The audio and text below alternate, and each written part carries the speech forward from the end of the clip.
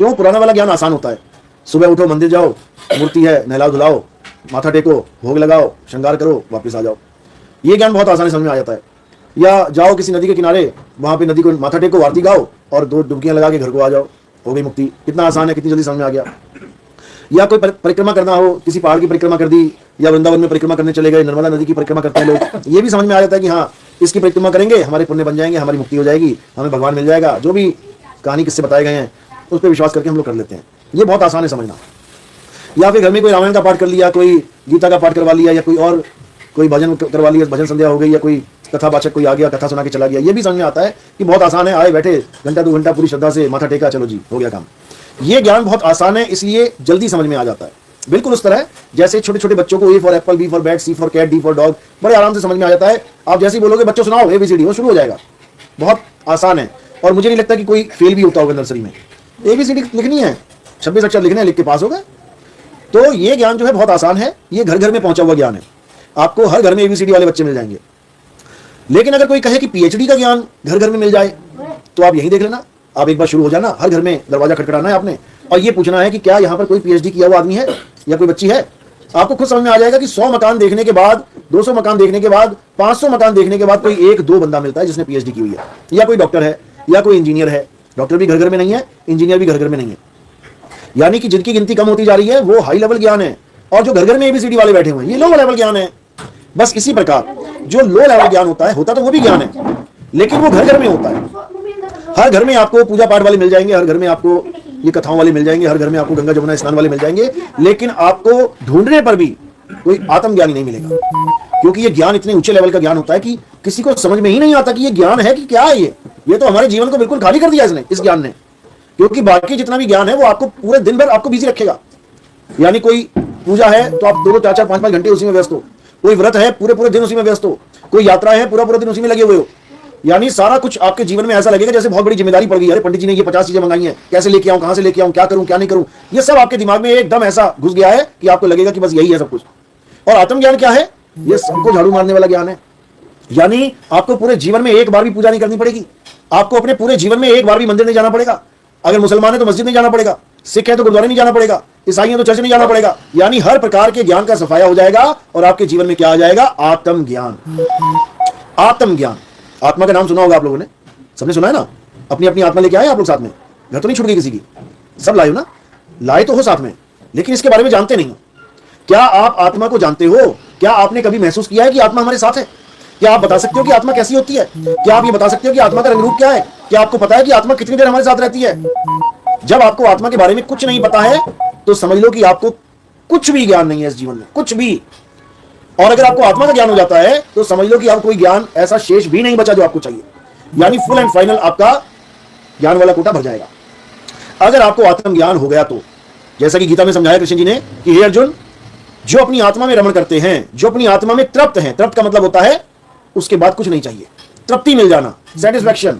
जो अपनी आत्मा में संतुष्ट हैं, संतुष्टि मिल गई, अब कुछ नहीं चाहिए एक्स्ट्रा, समझो कि तब आपका कल्याण हो जाएगा। उसके लिए उसके जीवन में कोई धार्मिक जितने भी रीति रिवाज हैं, जितने भी पूजा पाठ है, ये नियम लागू ही नहीं होते।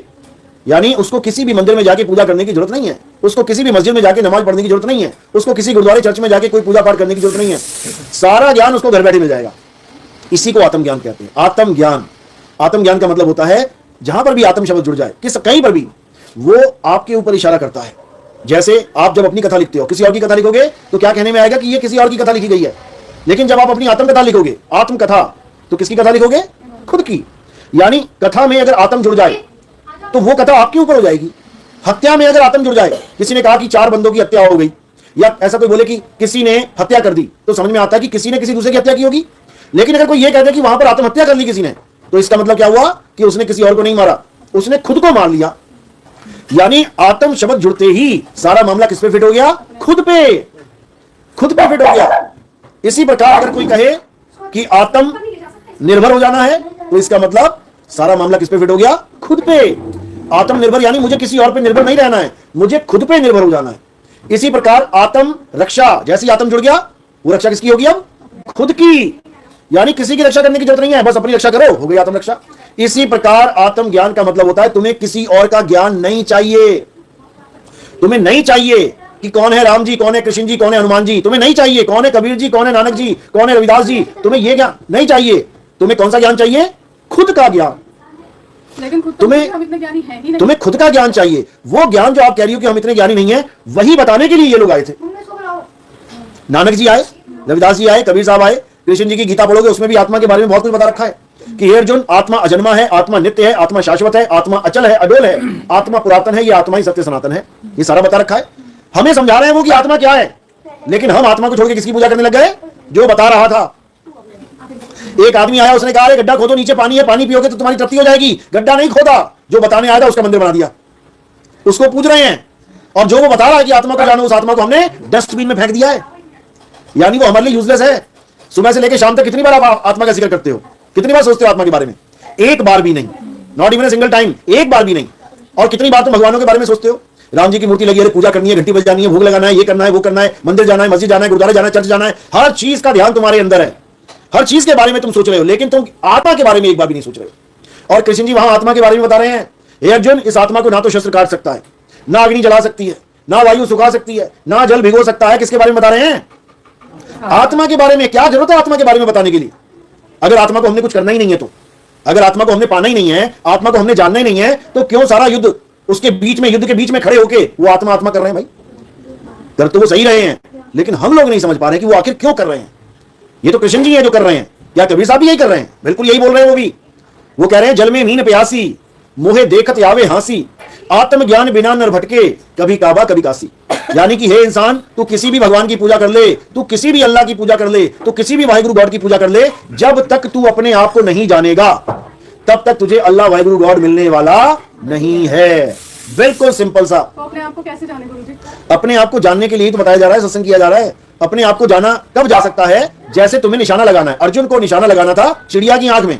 यह आपका सवाल है कि हम आत्मा को कैसे जान सकते हैं। बिल्कुल अर्जुन भी यही पूछ रहा है कि हम चिड़िया की आंख में कैसे निशाना लगा सकते हैं। तो गुरु ने क्या बोला? सारा ध्यान उस आंख पे लगा ले। तुझे पूंछ नहीं दिखनी चाहिए, तुझे पर नहीं दिखने चाहिए, तुझे पैर नहीं दिखने चाहिए, तुझे गर्दन सिर नहीं दिखना चाहिए, तुझे पूरा पेड़ भी नहीं दिखना चाहिए जिस पे वो चिड़िया बैठी है। तुझे क्या दिखना चाहिए? केवल आंख। अगर आप इतनी बात मानने को तैयार हो गुरु की कि केवल आंख को देखना है, तो आपको 101% आत्मा का ज्ञान हो जाएगा। जैसे अर्जुन को पूछा, बाकियों को भी पूछा, भीम ने भी लगाया निशाना, मुझे क्या दिख रहा है? भीम कहता मुझे तो पेड़ दिख रहा है। कहते तू मत लगा, तुझसे नहीं लगेगा। दूसरे को पूछा तुझे क्या दिख रहा है? कह रहा मुझे पेड़ भी दिख रहा है और चिड़िया भी दिख रही है। कह रहे तू भी मत लगा, तेरे से भी काम नहीं बनने वाला। तीसरा आया, तुझे क्या दिख रहा है? कह रहा मुझे पूरी चिड़िया दिख रही है, पैर दिख रहे हैं, पर दिख रहे हैं। कह रहे तू भी मत लगा, तेरे भी बस की बात नहीं है। चौथा आया, उसको पूछा तुझे क्या दिख रहा है? कह रहा मुझे चोंच दिख रही है, पूरा सिर दिख रहा है। कह रहे तू भी रहने दे, तेरे से भी नहीं होगा। जब बारी आई अर्जुन की, तो अर्जुन ने क्या कहा कि मुझे केवल चिड़िया की आंख दिख रही है। गुरुजी ने कहा अब लगा, और वो सीधे आंख में निशाना लग गया। इसी प्रकार गुरु हमारा मार्गदर्शन करता है। आपका सवाल है कि हम आत्मा को कैसे जान सकते हैं? गुरु कह रहे हैं, कबीर साहब कह रहे हैं, निशाना कोई मारे संत सुजान। यानी जब तुम्हारे जीवन में ऐसा गुरु आ जाएगा जो तुम्हारी सूरत का यानी ध्यान का निशाना सीधे तुम्हारी आत्मा में लगवाए, तब समझना कि अब तुम्हारा ये निशाना 101% लगेगा। लेकिन निशाना लगाने से मुश्किल क्या है? निशाना लगाना आसान है, लेकिन निशाना लगाने से भी मुश्किल क्या है? बाकी चिड़िया को रिजेक्ट करना। आंख के अलावा जो दिख रही है उसको रिजेक्ट करना, यानी उस पर ध्यान ना देना। अब मैं अगर इधर को देखूंगा तो मेरा ध्यान इधर है। अब इधर को देखना है तो मुझे क्या करना पड़ेगा? इस ध्यान से अपने आप को विमुख करना पड़ेगा, यानी इन चीजों को झूठ मानना पड़ेगा, तभी तो मैं इधर देखूंगा। अगर इनमें से कहीं पर भी मेरा दिल लगा है तो इधर मैं देख ही नहीं सकता। यानी तुम्हारे सामने दो डायरेक्शन है, एक अज्ञान और एक ज्ञान। अज्ञान में क्या आता है? आत्मा को छोड़कर जो कुछ भी है अज्ञान है। आत्मा को छोड़ के क्या है? क्या है आत्मा को छोड़ के इस दुनिया में? क्या है? सब कुछ है, सब कुछ है। तुम नाम ले लेके थक जाओगी, राम जी, कृष्ण जी, हनुमान जी, माता जी, अल्लाह, वाहिगुरु गॉड, नदी, नाले, पहाड़, पर्वत, तुम कुछ भी बोल दो आत्मा को छोड़ के, वो सब अज्ञान ही है। जब तक ये तुम्हारे माइंड में नहीं गई बात, तब तक समझ लो कि चिड़िया की आंख दिखने वाली नहीं है। तुम इसी में उलझी रह जाओगे, मेरा मंदिर आ गया, मैया की डोली आ गई, और इसकी वो आ गई, इसका दिन आ गया, आज ये रविवार है, आज इसका व्रत करूं, सोमवार है उसका। आत्मा को छोड़ के तुमने सब कुछ कर डाला, इसीलिए बार बार जन्म मरण में फंसे पड़े। अब क्या करना है? सबसे पहले तो हर चीज को किनारे कर दो। हे अर्जुन, आत्मा को छोड़कर इस दुनिया में जितने भी तत्व हैं ये असत्य हैं। दो प्रकार के तत्व बताए, अध्याय 2 16वां श्लोक यही समझा रहे हैं। कह रहे हे अर्जुन, इस दुनिया में दो प्रकार के तत्व हैं, एक असत्य और एक सत्य। असत्य क्या है? जो भी इस दुनिया में पैदा होता और मर जाता है, जो भी इस दुनिया में बदलता है, जो भी इस दुनिया में सदा एक सा नहीं रहता, वो असत्य है। अब नजर उठा के देखोगे तो तुम्हें हर जगह असत्य ही दिखाई देगा। ऐसी कोई जगह है ही नहीं जहां चीज बदल नहीं रही है। पूरा संसार ही बन और बिगड़ रहा है। यानी हर वो वस्तु असत्य है जो बनती और बिगड़ जाती है। तो फिर सत्य क्या है? हे अर्जुन, आत्मा ही सत्य है। आत्मा के अलावा हर चीज नाशवान है, परिवर्तनशील है, वो कभी एक सी नहीं रहेगी। आत्मा भी तो हर शरीर में आती है फिर चली जाती है। वो जीवात्मा है। अभी इस डिफरेंस बताएंगे आपको कि आत्मा और जीवात्मा में क्या फर्क है।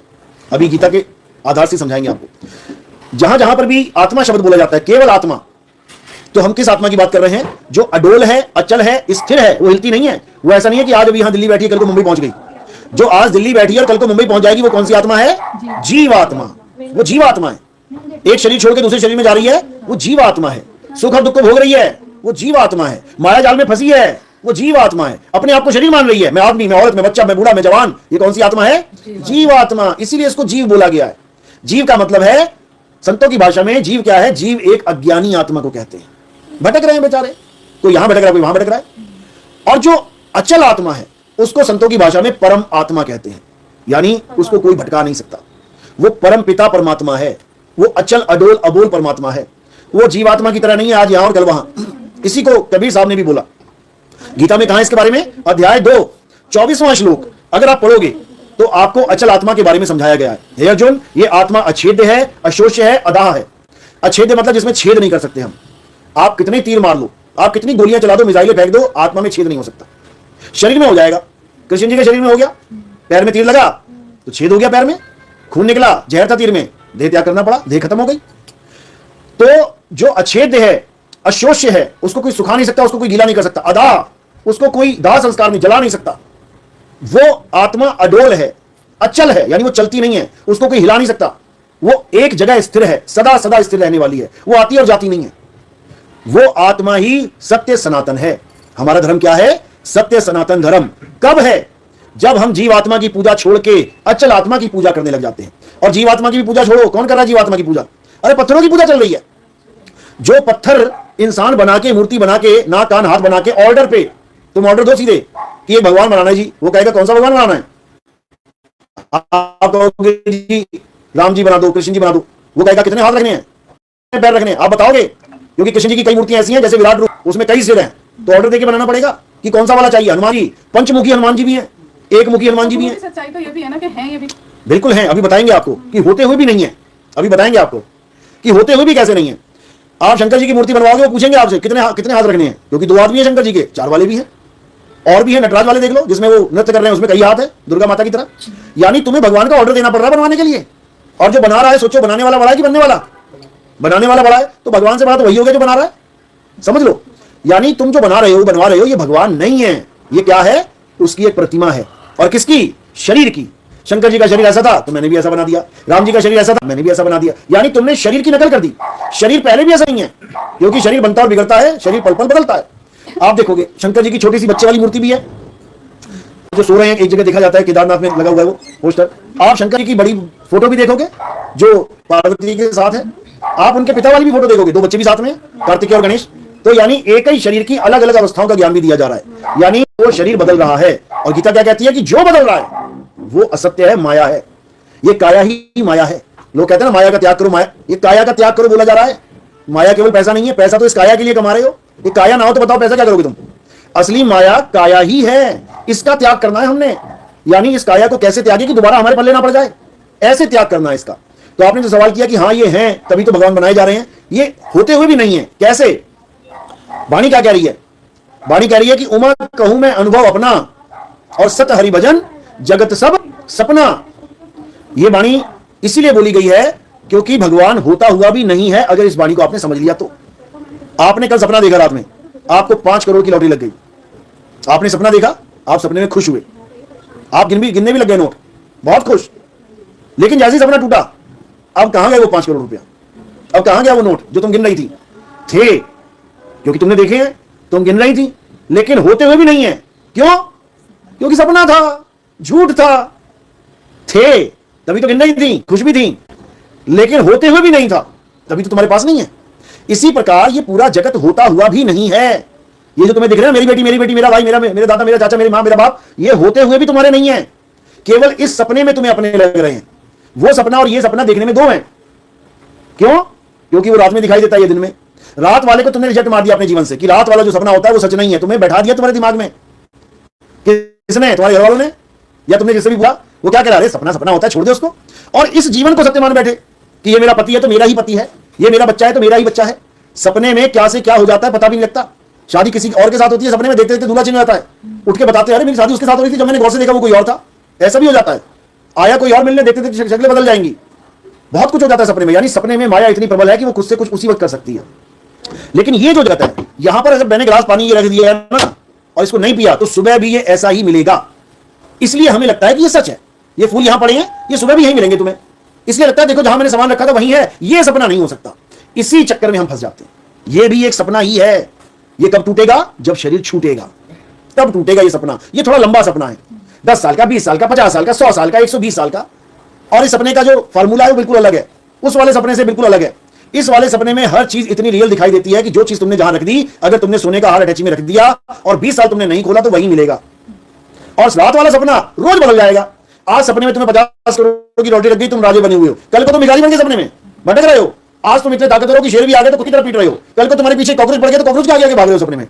यानी कि वो सपना स्थायी नहीं है, वो रोज बदल जाता है, इसलिए वो सच नहीं लगता। लेकिन ये वाला सपना सारी उम्र एक जैसा ही चलता है। जो मेरी मां बन गई वो मेरे पूरे जीवन तक मेरी ही मां रहेगी, जो बच्चा पैदा हो गया वो सारा जीवन मेरा बच्चा ही रहेगा। इसलिए इतना रियल लगता है कि हम उसको सत्य मान लेते हैं। लेकिन फिर भी यही समझाया जा रहा है कि सत्य हरि भजन जगत सब सपना। ये इतना जबरदस्त सपना है कि भोले शंकर, राम जी, कृष्ण जी नहीं समझ पाए सपने को। शंकर जी को सपने में पार्वती मिली, जगत सब सपना, तो सपने में ही सब है। राम जी भी सपने में, शंकर जी भी सपने में, पार्वती भी सपने में, कैलाश भी पर्वत भी सपने में, गंगा नदी भी सपने में, ये सारा संसार सपने में। तो शंकर जी को जो पार्वती मिली सपने में, तो उनको सपना मान के उससे दूर रहना चाहिए था, क्योंकि सपना है, सपना यानी माया है। लेकिन शंकर जी शादी करके बैठ गए, सपने में मिली और साथ में बैठा ली, अब मियां बीवी बन गए। अब वो अपने आप को मियां बीवी समझ रहे हैं, यानी वो सपने में अपने आप को बिल्कुल सत्य मान रहे हैं कि हम तो मियां बीवी हैं, जबकि नहीं है। सपने का मतलब ही झूठ है। सपने में लॉटरी लगी है लेकिन नहीं लगी है, सपने में तुम करोड़पति बन गए लेकिन नहीं बने हो, सपने में तुम्हें हर इंसान दिख रहा है लेकिन नहीं दिख रहा है। क्यों? क्योंकि सपने में तुमने देखा कि मेरे पिताजी क्या एक्सपायर हो गए, मेरी मां एक्सपायर हो गई। अब जब तुम उठ के देखोगे तो एक्सपायर थोड़ी नहीं हो गए, बैठे हुए, इसका मतलब होकर भी नहीं हुए, क्योंकि सपना है। इसी प्रकार ये सारे मंदिर, मस्जिद, गुरुद्वारा, चर्च, ये सपने में तुम्हें दिख रहे हैं। ये मंदिर, मस्जिद, गुरुद्वारे सपने का एक अंग है और तुम सपने की पूजा सपने में ही कर रही हो, जबकि करना क्या है? सत्य हरि भजन जगत सब सपना। पहले जगत से अपने आप को किनारे कर लो, यानी ये दृढ़ हो जाओ कि जो भी संसार में दिख रहा है वो सत्य नहीं है। तब तुम्हारा ध्यान इस संसार से हट जाएगा। अब क्या करना है? अब तुम्हें एक आत्मज्ञानी गुरु चाहिए जो तुम्हारे ध्यान को लगाना कहां है वो बता देगा। तो इधर से सारा ध्यान हटा के इधर लगवा देगा। अब जब इधर लगाओगी तो ये एक भी चीज दिखाई नहीं देगी जो मुझे दिख रही थी पहले। जब तक मैंने गर्दन इधर को की है सब कुछ दिख रहा है मुझे, और जैसे ही मैंने गर्दन इधर कर ली अब वो कुछ भी नहीं दिखेगा मुझे। भले मेरे पीछे हो, भले मेरे पीछे सब कुछ है, लेकिन मेरे लिए नहीं है। इसी प्रकार जो आत्मज्ञानी संत होते हैं वो संसार में दिखाई देते हैं, लेकिन उनके लिए संसार है ही नहीं। वो ना अपनी मां के एक्सपायर होने पर रोते हैं और ना ही वो किसी के घर में पैदा होने पर हंसते हैं। उनको पता है ये सब सपना है। बच्चा पैदा हुआ सपने में हुआ, मरेगा सपने में मरेगा, क्योंकि जो जीव है वो ना कभी पैदा हुआ ना कभी मरेगा। आत्मज्ञानी की माँ, बाप, भाई, बहन, इनका ना कभी जन्म होता है ना कभी मरण होता है। हम रहते तो दुनिया में ही है ना, तो दुनिया की चीजें इसलिए तो मैं समझा रहा हूं, इसलिए तो समझा रहा हूं, इसलिए समझा रहा हूं कि दुनिया में रह के, दुनिया को भोग के, दुनिया से जुदा कैसे हो जाना है। मैंने क्या ये कहा कि सफेद कपड़े पहन लो, मैंने ये कहा कि बच्चे छोड़ दो, मैंने ये कहा कि अपना पति छोड़ दो। मैं तुम्हें ये नहीं कह रहा कि तुम अपने घर में मत रहो, तुम बीवी बच्चों के साथ मत रहो, माँ बाप के साथ। मैं कह रहा हूं कि इसमें रहते हुए भी इससे अलग कैसे रहना है। अर्जुन के सामने जब आग थी तो क्या उसने पेड़ हटा दिया, उसने पर हटा दिए, उसने सिर्फ फोड़ दिया, हटा दिया? सब कुछ उसके सामने है, लेकिन उसका ध्यान नहीं है किसी में भी। मैं तो ध्यान है ना, तो ध्यान ही है। सब कुछ उसके सामने है, लेकिन उसका ध्यान किसी में फंसा हुआ नहीं है, इसलिए उसका निशाना लग जाएगा। और अगर तुम्हारा ध्यान किसी और में लग गया तो तुम बर्बाद हो जाओगे। अभी इंसान जन्म है, इसलिए तुम्हें लग रहा है कि कितना सुखी है इंसान, कितना मजे में है इंसान। एक बार इंसान चूल्हा छूट गया ना, आप कोई भी योनि देख लेना, आपको कपड़े तक नसीब नहीं है। अभी तो हम सब तन ढक के बैठे हैं, उसके बाद गाय को देख लेना जाके, 4 थन लटक रहे हैं उसके, दुनिया देख रही है, देख लेना, हर अंग दिख रहा है उसका। कुत्ता, बिल्ली, हाथी, घोड़ा, ये कुत्ता पाल रखे, बताओ क्या नहीं दिख रहा है इसका। लेकिन हम इंसान जन्म में है तो हमने सब ढक लिया। हाँ, हम तो बहुत बढ़िया है, केवल यही जन्म मिला है ढकने के लिए। उसके बाद ऐसे नंगे घूमेंगे जीवन में, ऐसी हालत हो जाएगी। अभी रजाई ले ली, ठंड लगी तो अभी ठंड लगी, हीटर लगा लिया, गर्मी लगी, एसी लगा लिया। उसके बाद जब कुत्ता बिल्ली बन गए, जंगल में बन गए हिरण, जंगल में बन गए शेर सियार, फिर जाके देख लेना क्या हालत होगी। एक घूंट पानी के लिए तरस जाओगे। ये जितने भी शेर बाघ हैं ये सब पानी के पास ही लगाते हैं अपना डेरा। क्यों? पानी पीने तो आएगा ना बेटा, घर में तो टूटी लगा नहीं सकता हिरण। मगरमच्छ छुपा बैठा इसीलिए कि आएगा बेटा पानी पीने तो आएगा। यानी पानी पीने का मतलब अपनी जान को खत्म करवाना है। अभी तो 2000 लीटर की टंकी भर ली हमने, उसके बाद एक एक घूंट के लिए तुम्हें तालाब पे आना पड़ेगा, बार बार शेरों के साथ तुम्हारा पंगा होने वाला है। और याद रखना, ऐसा मत सोचना कि किसने देखा, अभी देख लेना चैनल लगा के, वो भी मालिक के जीव हैं जो भटक रहे बेचारे। ये तो मनाओ कि हमें इंसान का जन्म मिल गया, शुक्र मनाओ कि हम इंसान बन गए, नहीं तो अभी भी धक्के खा रहे होते कहीं पे। अब इंसान बने हैं तो किस लिए बने हैं, बस ये जान लेना है। अगर हमें इंसान जन्म मिला है तो कारण क्या है, हमें क्यों नहीं कॉकरोच बना दिया, हमें क्यों नहीं सांप बिच्छू बना दिया? क्योंकि हम पर परमात्मा की दया हो गई है। परमात्मा चाहता है कि हम इस मौके का फायदा उठाएं और जन्म मरण का चक्कर खत्म करके सदा के लिए परमात्मा में लीन हो जाएं। इसलिए हमें इंसान जन्म मिला है, बुद्धि विवेक मिला है, सब कुछ मिला है। इसलिए हमें संतों के ग्रंथ भी मिले हैं। संतों ने अपने जीवन का निचोड़ रखा है हमारे सामने कि भाई सत्य आत्मा है, आत्मा के अलावा और कुछ सत्य नहीं है। आत्मा का ज्ञान प्राप्त करना ही परम ज्ञान है, इसके अलावा और कोई ज्ञान नहीं है। कौन ज्ञान प्राप्त करेगा? जीव आत्मा, क्योंकि ये भटक रहा है, ये बंधन में है। बहुबंधन में बांधे एक बेचारा जीव, और क्या बल छूटे आपने जो न छुड़ाए पीव। यानी कि हमें परमात्मा ही छुड़वा सकता है। कैसे? आज तक नहीं छुड़वाया उसने। कितने कितने युग बीत गए हैं संसार बने हुए, कितने साल बीत गए, जन्मों जन्म, साइंस भी नहीं बता एग्जैक्ट। वैसे ही अंदाजा लग रहा है 5 करोड़ पहले, 10,000 करोड़ साल पहले। बता ना, तेरे पास साइंस है, दिन बता, तारीख बता, क्यों नहीं बता पा रहा है? नहीं बता सकता। जन्मों जन्म बीत गए, युगों युगों पलट गए, आज तक ये जीव ऐसी धक्के खा रहा है, परमात्मा इसकी मदद क्यों नहीं कर रहा है? बस ये समझना है। परमात्मा इसकी मदद कब करता है? जब हमारे जीवन में कोई गुरु को भेजता है, तब समझ लो कि परमात्मा ने मदद कर दी। और हमारे जीवन में कोई गुरु नहीं आया, भले हम बड़े से बड़ा बिजनेसमैन बन जाएं, बड़े से बड़ा राजा बन जाएं, बड़े से बड़ा करोड़पति अरबपति खरबपति बन जाएं, तब भी परमात्मा ने 1% भी दया नहीं करी हम पे। बाबा नानक की वाणी है, प्रभु कृपाल कृपा करे, नाम नानक साधु संग मिले। लोग कहते हैं कि बड़ी दया हो गई जी, मैं झोपड़ी में था, जब से मैं इस बाबा के साथ जुड़ा, जब से मैं इस गुरु के साथ जुड़ा, जब से मैं इस मंदिर में जाना शुरू किया, जब से मैंने भगवान की पूजा शुरू करी, मैं तो अरबपति बन गया। दया हो गई मालिक की? बिल्कुल भी नहीं हुई, बिल्कुल भी नहीं हुई। क्यों? सारा माल इकट्ठा करके ढेर लगा के फिर मर गया। बता क्या किया? आज हजारों करोड़ों अरबों खरबों डॉलर लेके बंदे जो बैठे हैं, वो ढेर लगा के छोड़ के चले जाते हैं। तो बता कहां मदद करी तेरी परमात्मा ने? अरे पहले दूसरों के अकाउंट में पड़ा हुआ था भाई, वहां से खींच के तेरे अकाउंट में डाल दिया, उसमें क्या है? यहां का माल यही रह गया, उसमें क्या बड़ी बात है?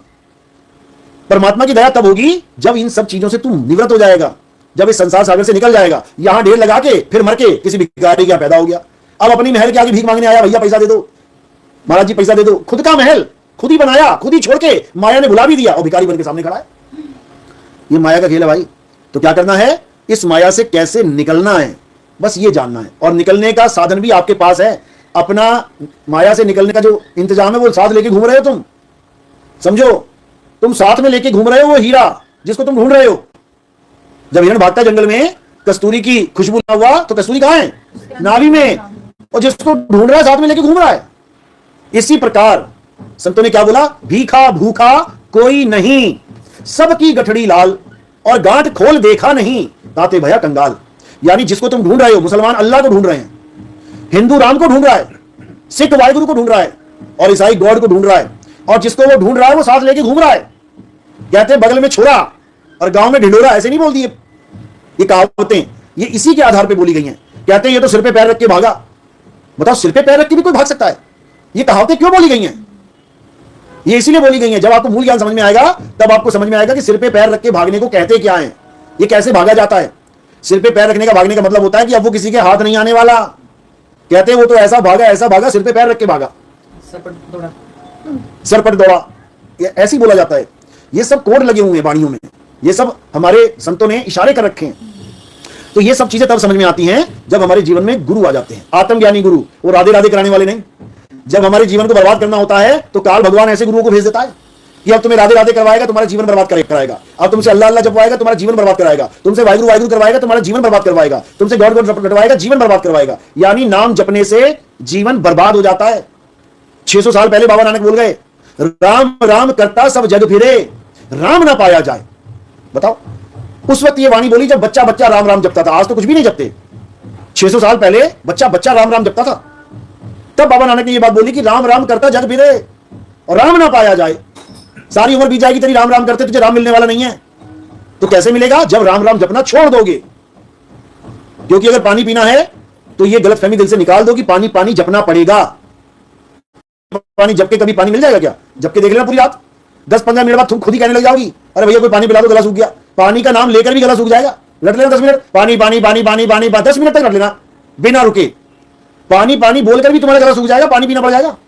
और जब तुम पानी पियोगे उस वक्त देख लेना तुम्हारा नाम जब छूट गया होगा। उस वक्त देखो पानी पानी पानी पानी पानी पानी पानी पानी, जितनी देर मैंने पानी पिया ना छोड़ना पड़ा मुझे, और अगर मैं पानी पानी बोलता रहता तो मेरे सामने ग्लास मुंह में तब भी ना पी पाता मैं। तो नाम जाप छोड़ना है और तत्व ज्ञान से दिल जोड़ना है। कबीर साहब समझा रहे हैं, मोह को कहां ढूंढे रे बंदे, मैं तो तेरे पास में। ये पानी बिल्कुल पास में है, परमात्मा हमारे पास है। जो वस्तु मेरे पास है बताओ उसको जपने की क्या जरूरत है? अरे नाम भी उसका लिया जाता है जो दूर है। अरे राम, अरे श्याम, जो सामने खड़ा है उसको मैं क्या बोलूं? उससे तो कनेक्शन जोड़ना है केवल। नाम उसका लिया जाता है जो दूर है, उसको बुलाया जाता है नाम लेके। जो तुम्हारे हृदय में बसा हुआ है, जो तुम्हारी आत्मा में बसा हुआ है, उसको तुम क्या नाम लोगे? कभी अपना भी नाम लेना पड़ता है क्या? तुमने कभी अपना नाम लिया है? तुम सारी दुनिया के नाम लेते हो पूरे दिन में, आपने आज तक अपना नाम नहीं लिया होगा। क्यों? क्योंकि तुम ही तो हो, तुम ही हो, अपना नाम कौन लेगा? इसी प्रकार परमात्मा भी कोई और नहीं है, आप ही का असली स्वरूप परमात्मा है और आपका अज्ञान स्वरूप जीवात्मा है। बस इतनी सी बात है। सोई जाने जेहू देई जनाई, और जानत तुम ही होई जाई। ये बोलते तो सारे हैं लेकिन इसको समझ नहीं पाते। सोई जाने कहते हैं वो जान सकता है परमात्मा को, जीहू देव जनाई, जिसको परमात्मा खुद जनवा दे। और जानत तुम ही, यानी उसको जानने के बाद तुम ही होई जाई। उसको जानने के बाद मैं वो ही हो जाता हूं, क्योंकि वो और मैं दो है ही नहीं, है ही नहीं। जैसे ही हमने दो मान लिया फंस गए हम माया के जाल में। इसीलिए कबीर साहब ने कहा कि सत्य स्वरूपी नाम साहिब का, सो निज नाम हमारा। यानी परमात्मा का जो असली नाम है और जो हमारा असली नाम है एक ही है। परमात्मा का जो असली स्वरूप है और हमारा जो असली स्वरूप है एक ही है। लेकिन उन दोनों को कैसे जानेंगे? गुरु के द्वारा। और जब गुरु मिलेगा तो क्या करेगा? आत्मा परमात्मा एक को करे। जो हमारे जीवन में ये दो शब्द लगे ना, आत्मा परमात्मा, आत्मा कहते दोनों को एक कर देगा। आत्मा परमात्मा एक को करे, अंतर की दुविधा अंतर मरे। यानी जो दोनों में अंतर करके बैठे हैं हम, कहते हैं उसका खात्मा कर देगा वो गुरु, उसको खत्म कर देगा, यानी दो से एक कर देगा आपको। यही कबीर साहब समझा रहे हैं।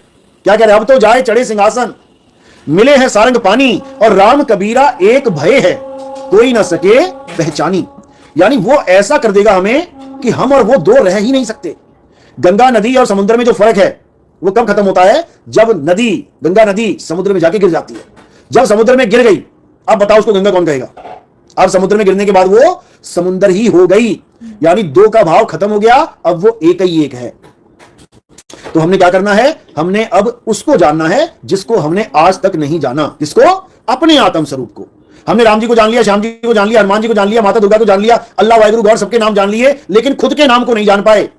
इसलिए बाबा नानक समझा रहे हैं, कहे नानक ये तेरी वडियाई और कोई नाम ना जाने मेरा। कहते हैं मुझे सारे गुरु मिल गए, भगवानों का, अल्लाह वाहिगुरु का नाम जनवाने वाले सारे मिल गए, लेकिन कोई ऐसा नहीं मिला जो मेरा नाम जानता हो। सब मुझे नानक नानक कह रहे हैं। अरे नानक तो इस काया का नाम है। ये काया पैदा हुई तो काया को देख के मेरा नाम लिख दिया नानक। अब मेरी बहन पैदा हुई, काया, लड़की का शरीर था तो नाम क्या रख दिया? नानकी। मुझे नानक और इसको नानकी बना दिया काया को देख के, जबकि ना मैं काया और ना वो काया। हम कौन है? जीवात्मा। हम जीवात्मा हैं, हम काया नहीं है। काया तो जीवात्मा की वजह से जीवित है, जीव, उसकी वजह से ही नाम रखा है जीवित, यानी जीव इतः, यानी जीव है। जीव है तो जीवित है। और जब जीव निकल गया काया से, अब क्या बोलेंगे उसको? निर्जीव, यानी अब इसमें जीव नहीं है। तो मैं कौन हूं? मैं जीव हूं। और जीव क्या है? अमर अविनाशी है। ईश्वर अंश जीव अविनाशी। तो जब मैं अविनाशी हूं तो मेरा नाम नानक रख दिया इन्होंने। तो किसको देख के रखा? नाशवान देह को देख के रखा। यानी ये नानक किसको मान रहे हैं? इस देही को मान रहे हैं। जबकि नानक कौन है? अविनाशी जीव है। और नानकी कौन है? अविनाशी जीव है। दोनों अविनाशी हैं, लेकिन शरीर के माध्यम से दोनों को अलग अलग कर दिया गया। अब क्या करना है? वैसा गुरु हमें मिल जाए जो हमें जीव से पीव होना सिखा दे। बहुबंधन में बांधे एक बेचारा जीव, और केवल छूटे आपने जो न छुड़ाए पीव। अब परमात्मा क्या करता है? जिसके हम सब जीव हैं, ये हमें रास्ता बता देता है वापस घर आने का। जैसे हम जुदा हुए वैसे ही एक होने का। यानी सूरज से जो किरणें निकली धरती पे पड़ी, अब सूरज ही उन किरणों को बता रहा है कि कैसे वापस आना है। जो जो किरण चली जाएगी वापस, वो इस संसार में दोबारा नहीं दिखेगी, उसको मुक्त हो जाना कहते हैं। और अगर कोई किरण वापस आ रही है बार बार जन्म मरण में, इसका मतलब वो बंधन में है। तो जैसे विष्णु जी देखो अलग अलग रूप धारण करके आ रहे हैं। मत्स्य अवतार हुआ, कुर्म अवतार हुआ, बराह अवतार हुआ, राम जी, कृष्ण जी, ये बार बार आ रहे हैं संसार में। तो इसका मतलब क्या हुआ?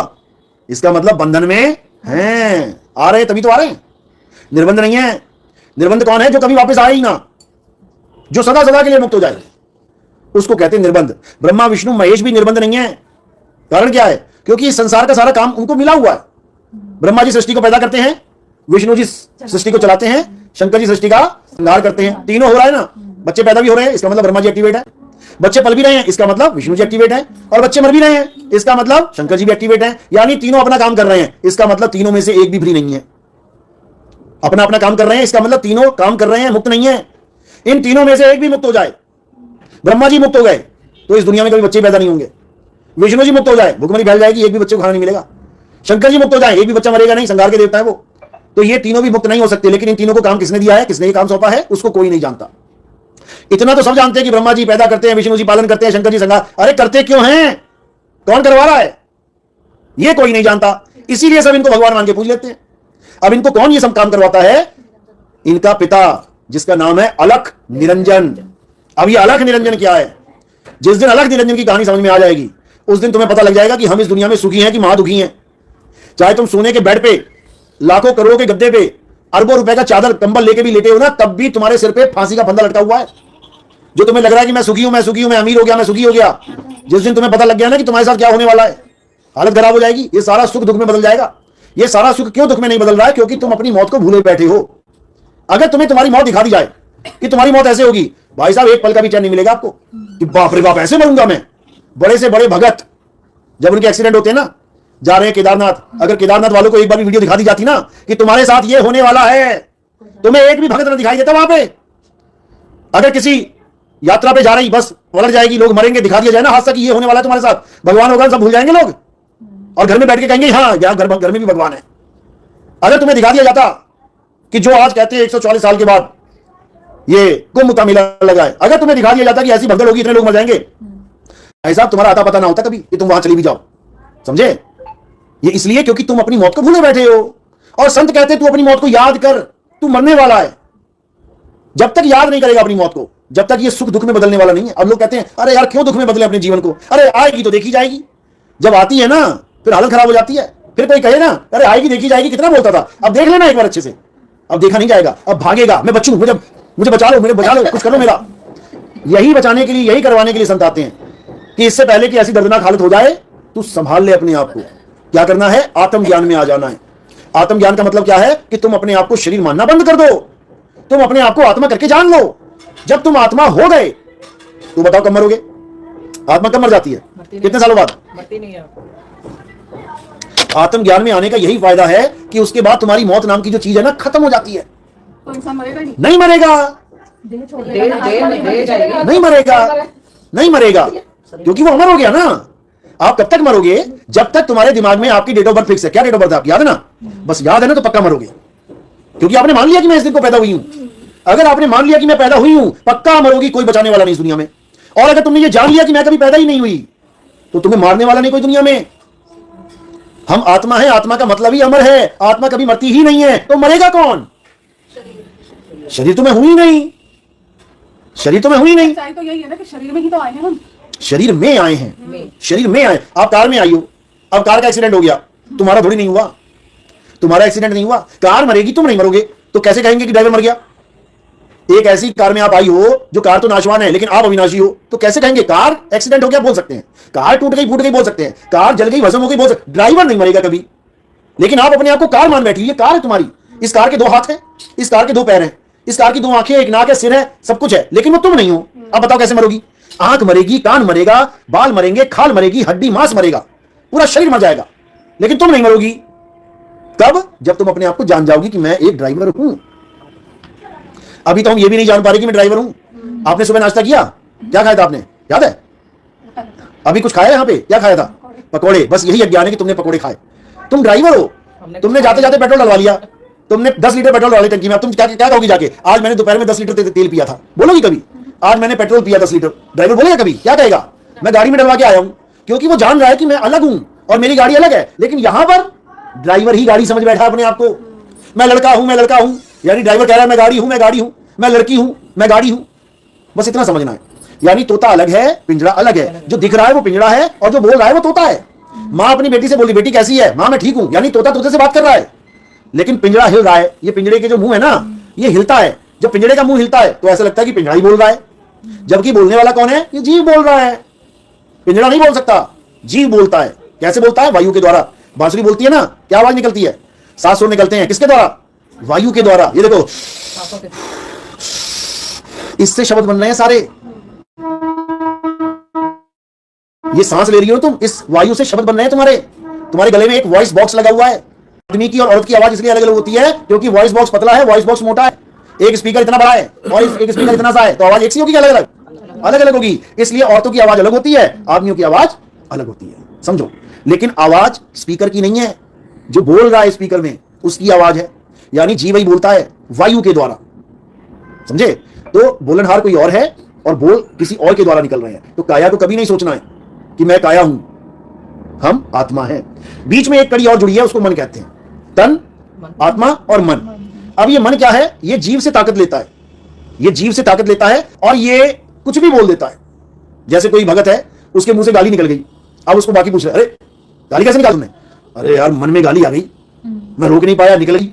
यानी कि बीच में कोई और भी बैठा हुआ है जो तुम्हारी ताकत को अच्छा या बुरा करके पेश कर देगा।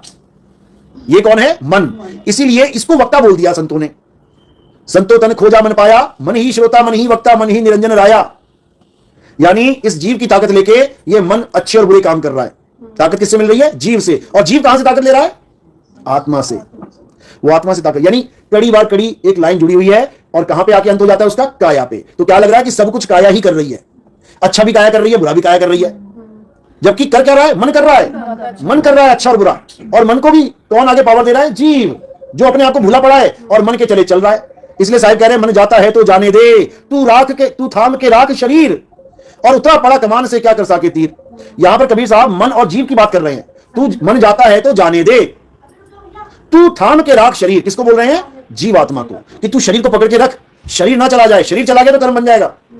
मेरे मन में आया कि मैं इस आदमी को पत्थर मार दूं, आ गया ना, मन जाता है तो जाने दे, कोई बात नहीं। मन में विचार आ गया, कोई बात नहीं, लेकिन तू शरीर को पकड़ के रखियो, ऐसा ना हो कि शरीर उठा के पत्थर मार दे, फिर तुझे जेल हो जाएगी।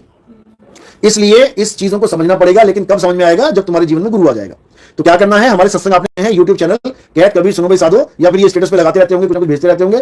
कड़ी दर कड़ी सुनना है आपने, सीरियल वाइज मैं भेज दूंगा, 1 2 3 4 5 6 7 8 करके। जैसे हम सिलेबस पढ़ते हैं कोई, तो लाइन वाइज होता है सिलेबस, यानी पहला लेसन पढ़ा, उससे रिलेटेड दूसरा होगा, उससे तीसरा होगा। ऐसे जब आप ये सत्संग सुनना शुरू करोगे, आपके सारे भ्रम टूट जाएंगे।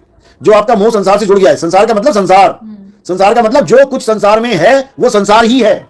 मंदिर मस्जिद गुरुद्वारे चर्च संसार है, माँ बाप भाई बहन संसार है। हाँ। लेकिन गुरु जी जैसे हमें मन की शांति चाहिए होती है तो हम मंदिर मस्जिद गुरुद्वारे वहां जाते हैं तो हमें सुकून भी तो मिलता है, वो क्या है? ये हमें लगता है कि सुकून मिलता है, ये लगता है हमें। कौन लगवाता है? ये मन ही लगवाता है। ये मन ही लगवाता है कि हमें बड़ा सुकून मिल रहा है। जैसे नशा बेचने वाला नशे में सुकून दिलवा देता है तुम्हें, ये लगा ले पैक एक और देख कितना सुकून मिलता है। अलग चीज हुआ, हम गुरुद्वारे जा रहे हैं, वो भी एक नशा है, वो भी एक नशा है, झूठ का नशा, यानी झूठी चीजों में नशा है। पानी में नहाने का नशा है। लोग कहते हैं अरे इस तालाब में मैं नहा लिया, धन्य हो गया, शांति मिल गई। नशा है, झूठ है ये। कहां नहाना है? आत्म रूपी गंगा में नहाना है, आत्मा में रमण करना है, वो है सच्चा और ये है झूठा।